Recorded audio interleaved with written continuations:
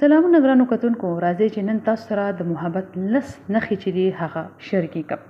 ټول ناول کله چې د انسان سره محبت لري یا هغه تا سره لري، نو د هغه خوشحالي تا ته خپله خوشحالي ښکاري او تا ته هر وخت کې د هغه انسان یاد راځي، ته یې په مخه یادوي.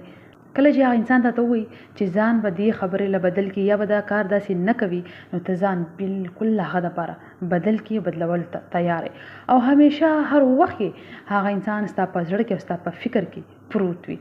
او کور کې چې څه خبره وشي یا بهر څه خبره واوري، نو زړه دې هر وخت کې غواړي چې دا خبره زه اوس هغه انسان سره بس شیر کړم، هغه ته ووایم چې دا چل شوی دی. سره ته مینه لري په انسان کې که څه خامیانې هم وي، خو بیا هم هغه تا ته قبولي وي بغیر څه د مطلبه. ته ورته ډېر خیال ساتي چې کله هغه انسان نه وي په ژوند کې، نه وي کور کې، نه وي یا په موبایل ستاسو رابطه وي، په موبایل باندې هغه کالونه کې میسجونه کې، نو تا ته خپل ژوند ډېر ادوره نیمګړی ښکاري.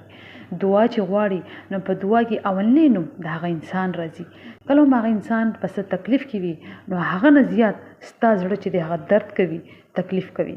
محبت کوونکي خلک به دا نښې ضرور لري. او دا ویډیو چې چا مخې نه تیر وځي او هغه محبت کړی وي او دا نښې به کې وي، نو کمنټ سیکشن کې څه کمنټ چې دی هغه پرېږدئ. امید لرم چې ویډیو به ستاسو خوښ وي. الله په امان.